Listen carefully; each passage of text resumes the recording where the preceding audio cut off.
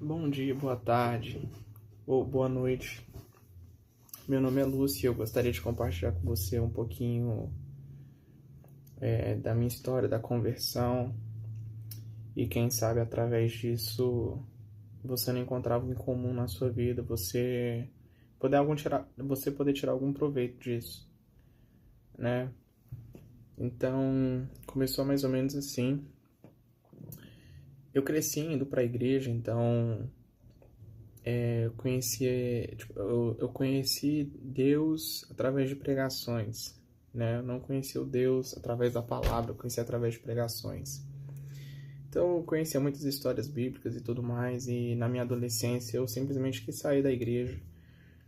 Eu achei mais interessante a vida do mundo, né?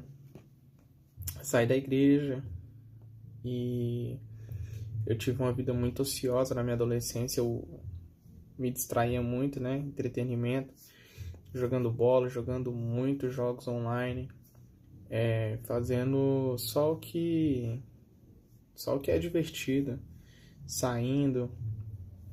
E eu tive uma vida muito improdutiva a minha adolescência inteira, né? E por conta disso, quando eu fui entrando ali nos meus 18, 19 anos, eu pude perceber o impacto, né? Que toda essa ociosidade, que tudo isso tinha causado na minha vida.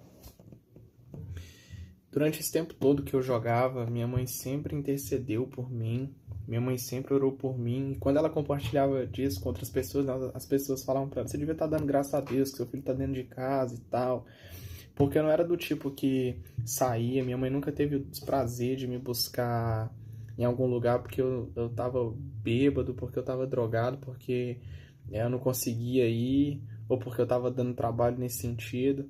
Ela nunca teve o desprazer de encontrar eu em casa fazendo esse tipo de coisa, de me buscar em algum lugar e me ver fazendo esse tipo de coisa, né? Então, como muitas outras mães não passavam por isso com os filhos, quando minha mãe falava, né, da minha vida jogando, da minha vida, sei lá, sem fazer nada, uma vida bem ociosa, as outras pessoas: você devia estar dando graças a Deus que ele pelo menos está dentro de casa e não está dando trabalho, né? Mas o trabalho que eu dava só minha mãe sabia. Porque quando eu comecei a, a levar essa vida dessa forma, eu sempre fui uma pessoa que não conversava muito sobre mim, né? Eu sempre fui uma pessoa extrovertida, conversava com os meus amigos, rindo bastante. Muitas pessoas gostavam de mim, então eu me relacionava bem com as pessoas. Mas falar sobre mim, eu não falava muito sobre mim, né? Muito pelo contrário, as pessoas que falavam muito, muito delas pra mim. E então eu não conseguia, como eu não falava muito sobre mim, nem comigo mesmo, então eu não conseguia ver, eu não conseguia ter os olhos abertos para enxergar, né, o poço que eu estava cavando, que eu estava entrando. E vivia nessa bolinha dentro de mim, né? Todos os meus pensamentos, preocupações e sentimentos eu guardava só para mim. Minha mãe, quem tá de fora e quem tá mais perto, né, o pessoal da sua família, da sua casa, eles conseguem perceber, elas, elas conseguem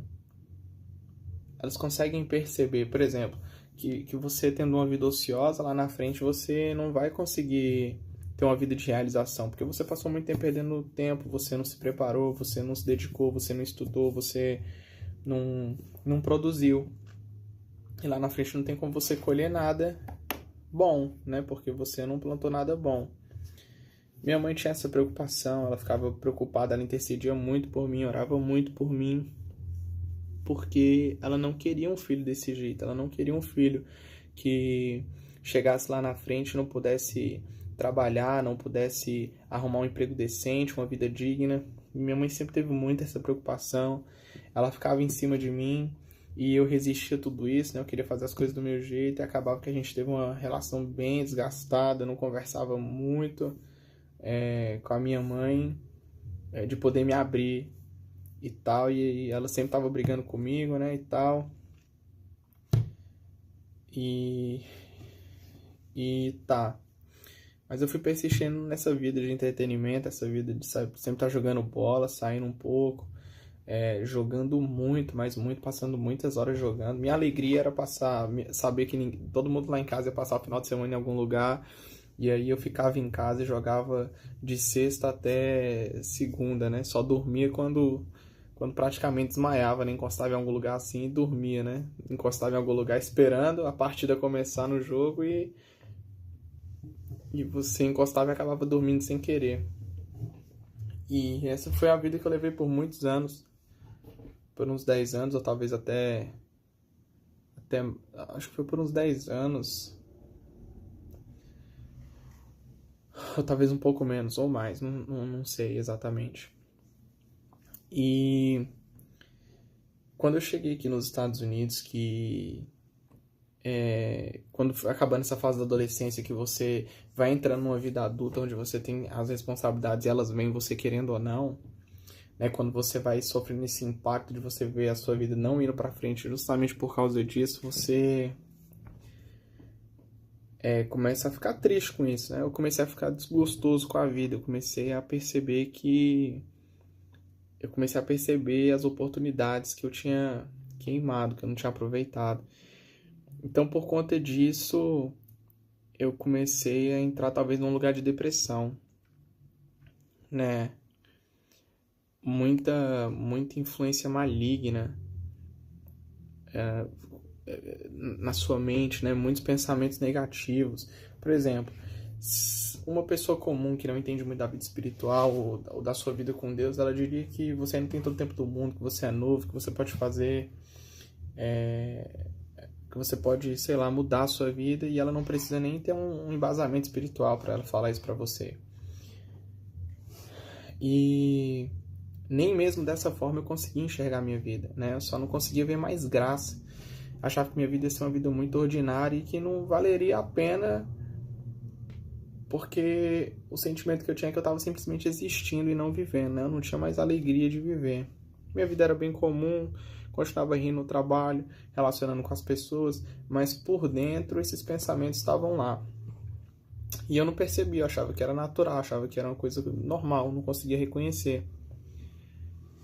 Mas um belo dia, né, aqui nos Estados Unidos eu voltei a frequentar a igreja, e numa dessas pregações, num desses cultos, foi um pastor de fora, e eu lembro de estar ali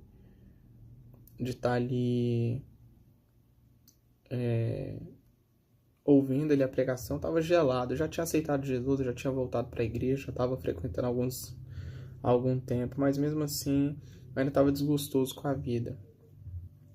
Mas eu ouvi essa pregação e naquele dia, quando ele fez o apelo, eu não senti vontade de ir lá para frente.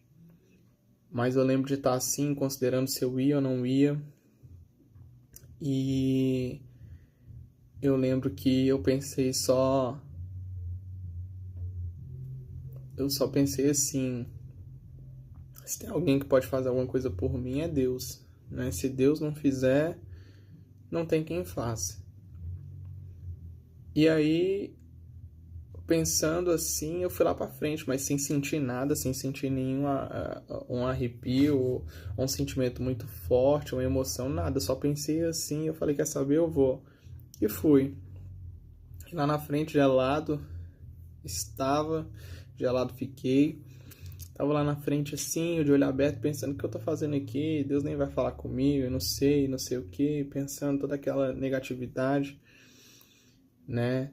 Toda aquela influência maligna ali ainda na mente. E ele começou a recitar um versículo que está em 2 Crônicas 7:14, que fala assim: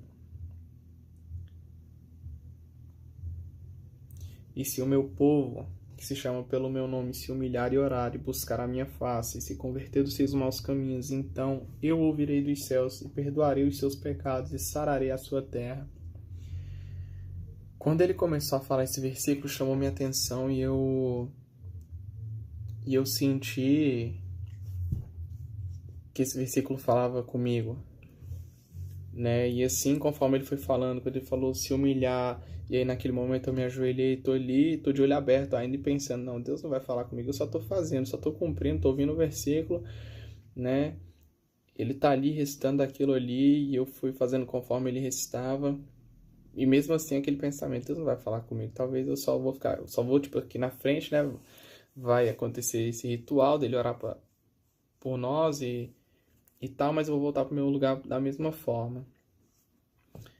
E naquele momento ali, Deus usou aquele pastor de uma maneira extraordinária. Ele revelou segredos do meu coração que nem mesmo eu tinha percebido, como toda essa influência maligna na minha mente, né? Todos esses pensamentos suicidas de você não ter mais sabor em viver, de você não ter mais alegria em viver, de você muitas vezes ficar se considerando, de você ficar considerando como seria se sua vida simplesmente acabasse. E eu não percebia, né? Não percebi, né? Se não fosse daquela forma, Deus se revelando ali através daquele pastor, eu não teria percebido isso na minha vida, no meu coração e no meu pensamento. E a partir dali, eu pude ter essa chama acesa dentro de mim e eu nunca mais deixei apagar, né? Espero nunca deixar apagar, continuar buscando a Deus, porque a partir dele ele tem transformado a minha vida de uma forma extraordinária. Então, se você que está do outro lado está ouvindo isso, eu quero dizer que está passando por algo semelhante, ou sabe de alguém que está passando por algo semelhante, eu quero dizer para você que há um Deus que ele quer cuidar de você, ele quer se aproximar, ele quer relacionar com você, né? Isso que ele tem feito na minha vida, a transformação é simplesmente extraordinária. E eu quero dizer que você não precisa apenas existir. Deus quer te dar vida e vida em abundância.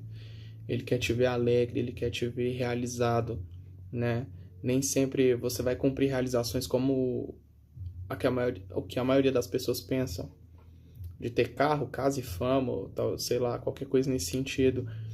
Mas ele vai te dar um propósito e conforme você caminhar nesse propósito, você vai se sentir uma pessoa muito realizada, muito feliz.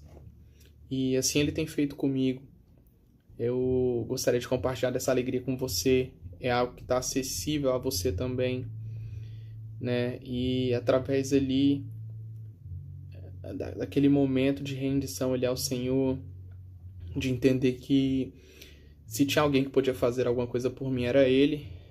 Então, eu me lancei ali aos pés do Senhor e graças a Deus minha vida tem sido outra, né? A alegria tem sido outra, o ânimo, né? Eu tenho passado por tudo, pelo trabalho, pelas situações, né? Com muita alegria, com muita gratidão e amor ao Senhor.